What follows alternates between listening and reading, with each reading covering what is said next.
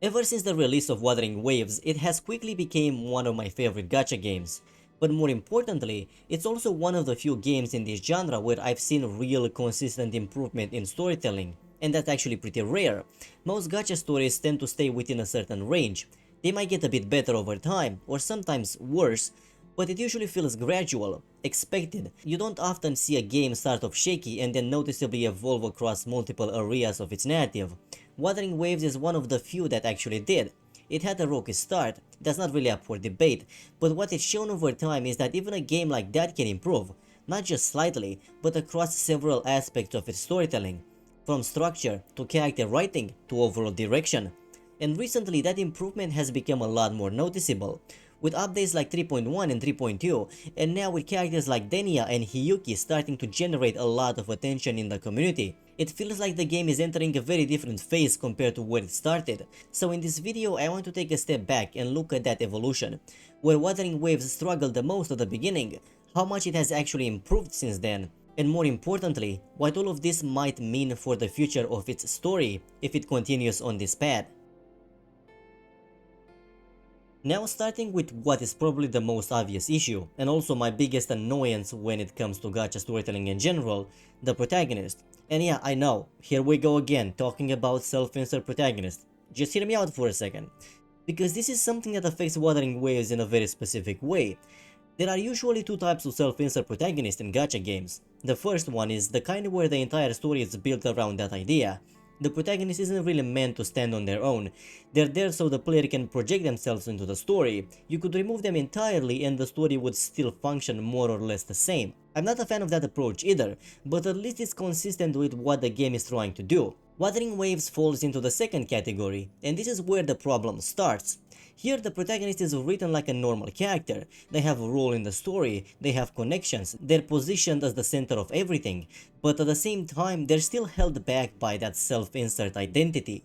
And honestly that creates more problems than the first type, because in any story the protagonist is the core, everything flows through them, the world, the characters, the emotional weight of the narrative. They're not just present, they're supposed to actively engage with everything around them. And early on, Wuthering Waves really struggled with that. Rover was there, but not fully involved. A lot of the story ended up being delivered through exposition. You had characters explaining things, long stretches of dialogue, but the protagonist wasn't actively driving those moments. They weren't questioning enough, reacting enough, or pushing the story forward in a meaningful way. And because of that everything else suffered. The world felt more like something being explained to you rather than something you experience. The characters, even when they had interesting backgrounds, didn't hit us hard because the protagonist wasn't really engaging with them on a deeper level. And that's the key point. It's not enough for a protagonist to just react or show emotions from time to time.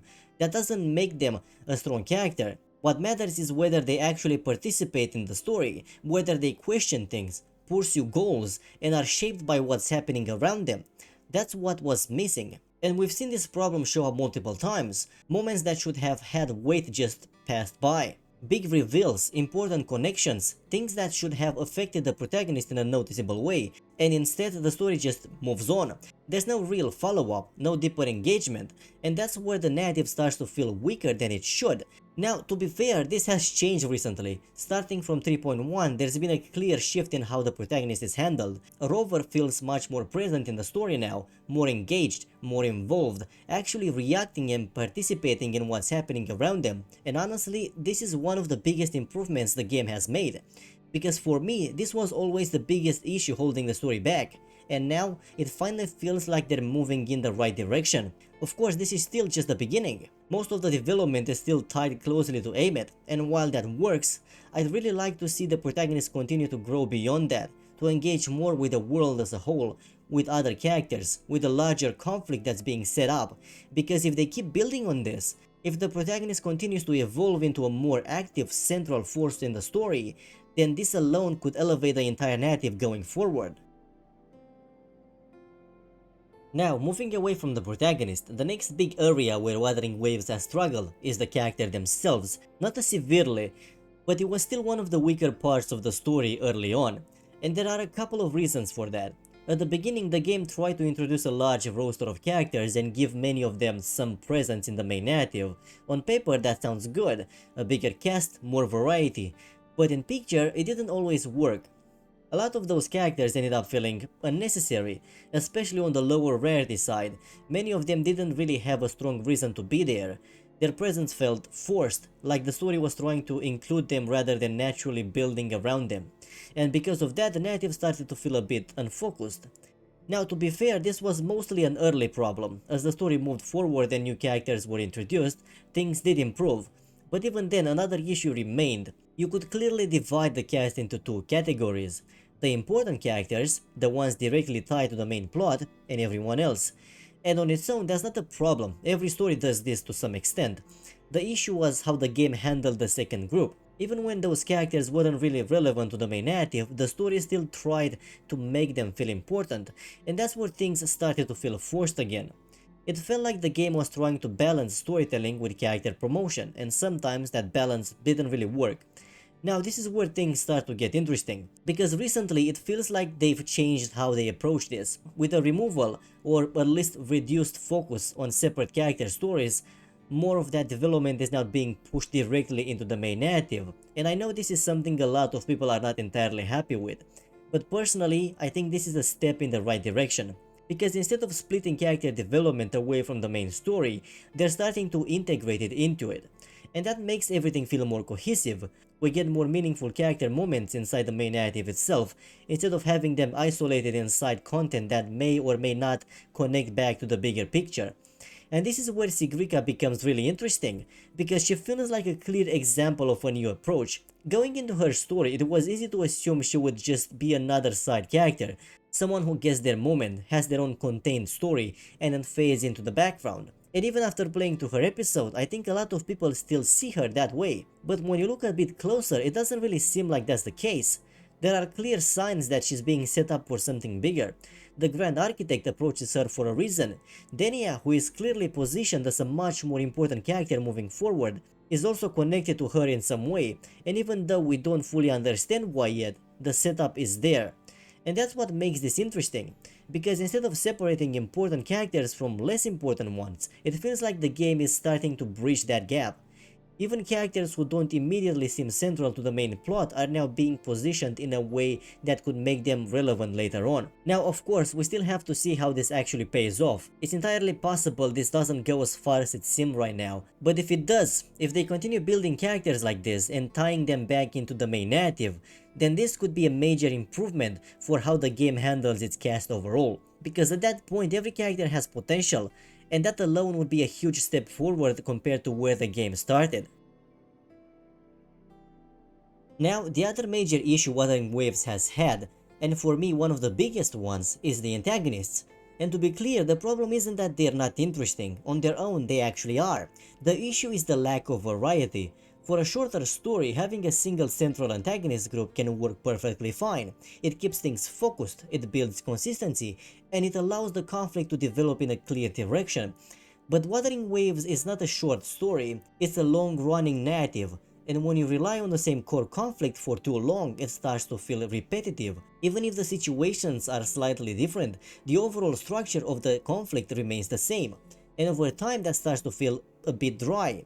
The world itself is large, the cast is large, there's room for multiple types of conflicts, different kinds of threats, different perspectives, but for a long time the story kept circling back to the same central antagonist group, and that's where it started to feel limited. Now, recently, this is another area where we're starting to see signs of change. Nothing is fully confirmed yet, but there are clear indications that they're trying to expand on this.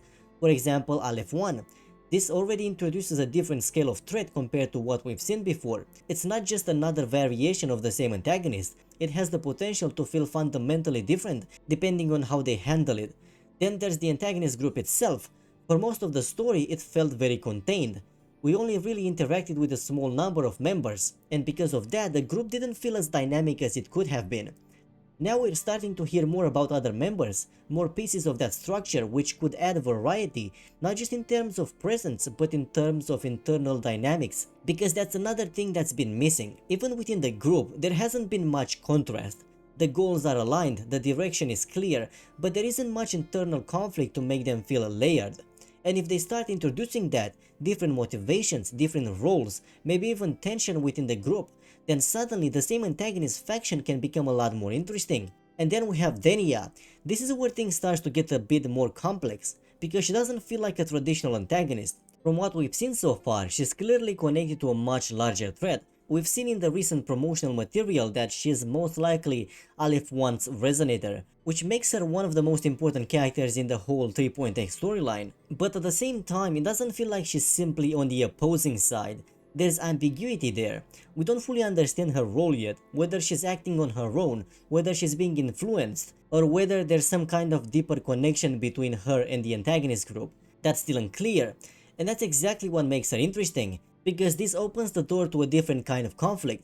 Not just a straightforward us versus them, but something more layered, a character who might stand against us at some point, but not necessarily in a purely antagonistic way.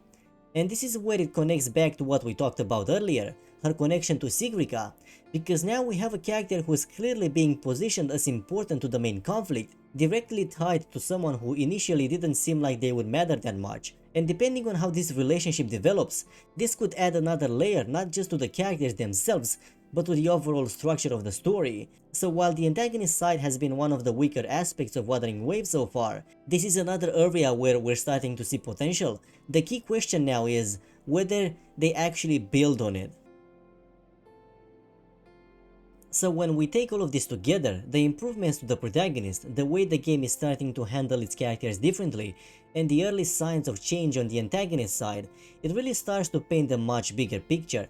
At least for me, Wuthering Waves is one of the few gacha games that has shown the most potential for growth when it comes to storytelling. It had clear issues at the beginning, problems that were easy to notice and honestly hard to ignore, but instead of staying in that same place, it's been slowly working through them, and more importantly, it's been improving in the areas that matter most, the core of the story.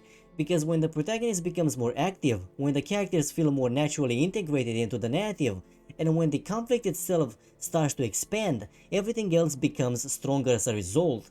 And that's where Wuthering Waves is right now. It feels like a game that is finally starting to understand its own strengths. Not fully there yet, but much closer than it used to be. And that's what makes the future of its story so interesting. Because if it continues on this path, if it keeps building on what it has started in 3.1 and 3.2, then this has the potential to become one of the most compelling narratives in this genre. Not by reinventing everything, but by refining what it already has. Of course, that also comes with a risk, because improvement alone isn't enough, consistency is what matters now. We've already seen how much a shift in direction can affect the story, and if the game starts to lose focus again, if it stops committing to these changes, then all of this potential can easily fade. So at this point, it really feels like Wuthering Waves is at a turning point.